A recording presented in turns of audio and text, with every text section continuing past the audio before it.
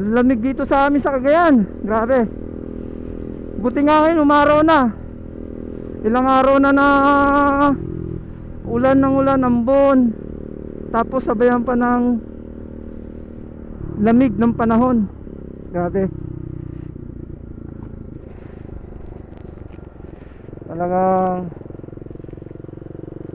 panahon kasi ng amihan dito eh.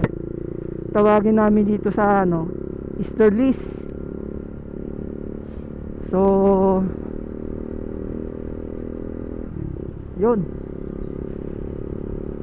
talagang yun, pag patakbo ka ng konti eh, malamig na eh. So pauwi na tayo guys, mga kaps. Daming sasakyan pag itong oras, alas 5 sa Manila. Ito yung tinatawag na busy hour. Grabe. Hindi talaga mamalaya na ako.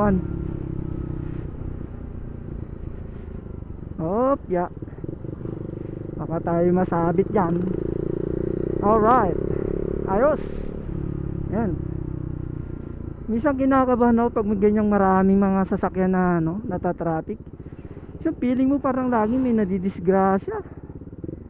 Lalo na dito sa amin kapag maraming biglang sasakyan na traffic, eh highway to eh. So parang feeling mo kinakabahan nga po, may nadisgrasya na naman. Grabe. Kahit hindi natin kaano-ano yung mga disgrasya, naaawa ka din. Alam mo na, lalo mga kapwa natin riders na nadidisgrasya. Yun nga, minsan eh miscalculation sa mga overtake, lalo na't yung pinipilit nakikipagkarera. Marami tayong mga kasamang mga motorista na ganyan, lalo especially sa mga riders. Sana nga ako rin, ilang beses din na rin ako na disgrasya eh, pero awa naman ng Diyos eh, kahit pa paano nakasurvive naman sa mga disgrasya. Yan pa mga overtake ka, pag alam mo naman na open, libre, tirahin mo lang. Alam mo naman yung lakas ng motor mo, pero pag alam mong hindi kaya ng motor, huwag mo nang ipipilit. Kasi doon nagkakaroon talaga ng miscalculation. Tapos doon nagkakaroon ng disgrasya. Oh guys, lapit na tayo sa bahay namin. Palubog ng araw, ganda ng araw oh. Wow.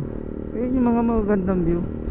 Alam nyo ba yung feeling na kapag lumulubog yung araw, parang nawawala na rin mga problema mo eh. Parang ewan ko ba, pag nakakita ko ng sunset, lalo na pag sa gilid ka ng dagat, parang lahat ng stress mo nawawala. Kaya ewan ko, siguro kaya pinahihiwatig din ng Diyos na ang paglubog ng araw ay malapit ng oras ng pamamahinga at ipahinga ang katawan. Kaya maganda rin talaga yung ano, maganda rin talaga yung may sunset ka nakikita, lalo na everyday. Parang nare-relax yung isip mo eh, kakaroon ka ng kapayapaan. Sarap pa naman tingnan yung mga ganyan, sunset. Tapos pati yung sunrise, yun ang magagandang tingnan. Lalo pag sa tabi ka ng dagat, yan, sarap ng feeling. Ito yung pampasero na bus sa amin, Florida. Ngayon, pag yan ang sinusundan mo, medyo delikado. Huwag ka masyadong tututukan yung mga ganyan, kasi bigla-bigla na lang humihinto yung mga yan eh. So kailangan talaga may space ka o distansya. Si Domingo nga pala, magti 3 years na siya. Tawa naman ng Diyos eh, wala naman sakit ng ulong binigay sa akin.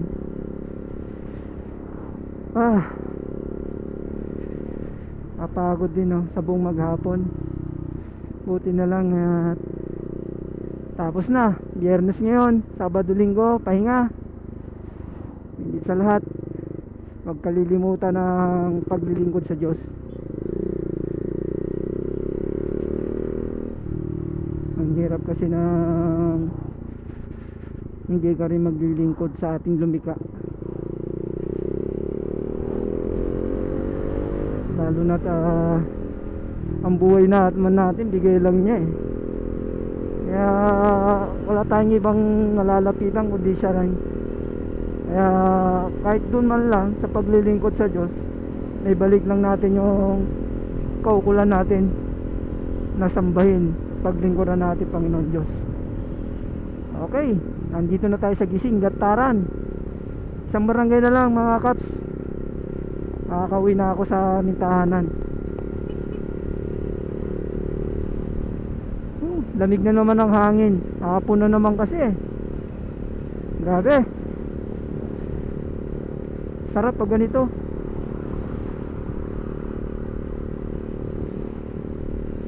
Subukan kayo natin puntahan yung ano. May nakita ako magandang kainan doon sa menu eh, na si Ping. Saglitin ko kaya yun. Ano kaya mga pagkain niluluto nila ron? Ganda ng araw oh. Mga kaps oh. Wow.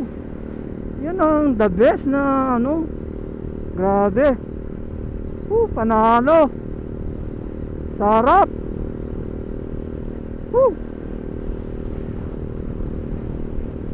Andito na tayo. Nasa Lapogan na tayo at andun na nakikita ko ng gate ng aming bahay. Yun na nga.